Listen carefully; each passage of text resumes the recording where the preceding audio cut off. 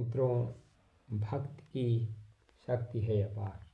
कहते हैं जहाँ सच्ची श्रद्धा और भक्ति के साथ भगवान राम की कथा कही या गाई जाती है, वहाँ राम भक्त हनुमान किसी न किसी रूप में अवश्य कथा श्रवण करने आते हैं।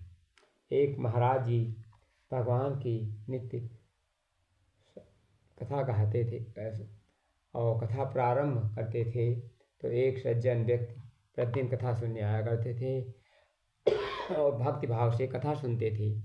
एक दिन उनके मन में विचार आया, महाराज कथा आरंभ के करने के पूर्व आइए आइए कथा में हनुमान जी विराजिए, ऐसा कहकर हनुमान जी को बुलाते हैं तो क्या वास्तव में हनुमान जी आते होंगे, ऐसा उनके अंदर। तो उन्होंने महाराज जी से पूछा कि क्या हनुमान जी विराजमान होते हैं? साधु महाराज बोले, हाँ वे यहाँ अवश्य विराजते हैं, ऐसा मेरा विश्वास है, ये मेरी श्रद्धा है। ये श्रद्धा और शक्ति की अपार है।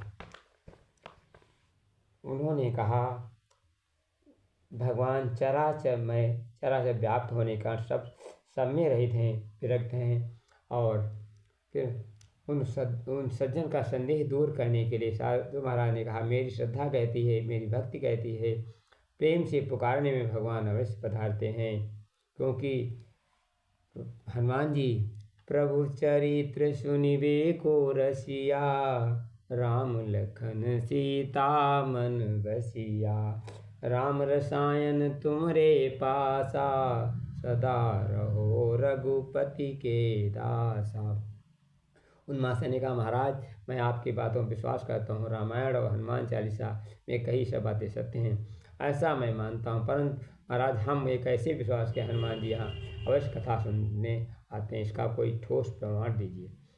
आपको ये प्रमाणित करके दिखाना होगा जिससे सभी लोग इस बात पर विश्वास कर सकें।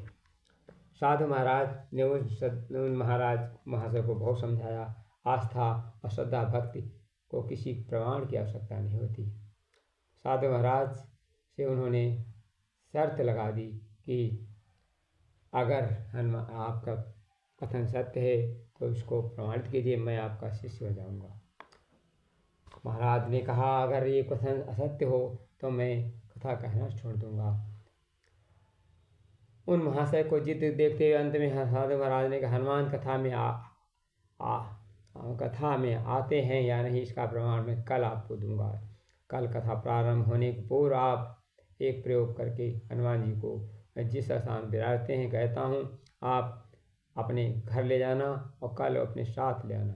इसके बाद मैं आसन यहाँ रखूँगा। कथा आरंभ करने के पूर्व हनुमान जी सब विराजने को कहूँगा। कुछ समय बाद आप उस आसन को उठा देखना, यदि आप आसन उठा लेते हैं तो समझना हनुमान जी नहीं आए।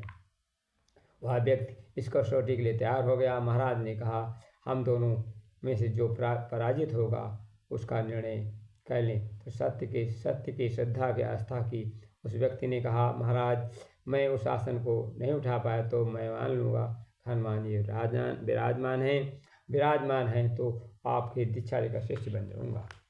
अगले दिन कथा सुनने के अपार भीड़ इकट्ठा हुई। हजारों लोग श्रद्धा भक्ति से प्रेम आस्था परीक्षा देखने आए। साधु महाराज ने अपने आसन पर विराजमान हुए और तार्किक व्यक्ति ने उस आसन पर अपने हाथ में दे दिया।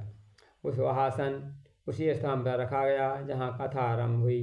हनुमान जी विराजित होने के लिए उससे रखा जाता था। महाराज ने बड़े अंतर्भाव से श्रद्धा भाव से नेत्रों में भर आए आंसुओं के साथ मंगलाचरण किया। फिर हनुमान जी की से प्रार्थना की, आइए हनुमान जी विराजिए। गाते गाते उसके नेत्रों में अश्रुधारा बहने लगी, रोम रोम पुलकित हो गया। मने मन हनुमान करुण पुकार करने लगे, महाराज हे हनुमान जी महाराज आप मेरी आपकी परीक्षा है। अब मैं अकिंचन मात्र प्रभु एक साधारण व्यक्ति हूँ, मैं तो आपको बुलाना पुकारना ही नहीं जानता हूँ, प्रार्थना आदि से कर नहीं जानता। हे प्रभु मैं तो भक्त का नाम, प्रभु आप मेरी आस्था लाद रख लीजिए। मैं सिर्फ इस जगत का तार्किक व्यक्ति से मुझसे अपनी कथा विराजन प्रमाण मांगा तो यह प्रमाण कहाँ से लाऊं। इसके पश्चात महाराज जी कुछ देर शांत रहे। मौन सभा सारी सभा शांत रहे। अगले ही पल महाराज ने नेत्र खोले और बोले, महाराज आप आसन विराजिए।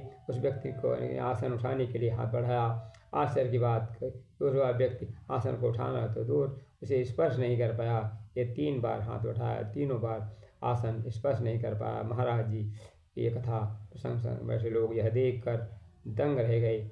बहुत प्रयास किया उसने लेकिन स्पर्श नहीं। हनुमान जी कथा में आने विराजने अप्रत्यक्ष प्राण उस व्यक्ति की आंखें भर आईं और महाराज के चरणों में गिर पड़ा और क्षमा मांगी। उनका शिष्य बनकर सचमुच श्रद्धा भक्ति से भोग सकते होती है। श्रद्धा भक्ति अपार है। सच्ची भक्ति से प्रेम तो अवश्य प्रकट होते हैं। भगवान तो हनुमान जी की जय।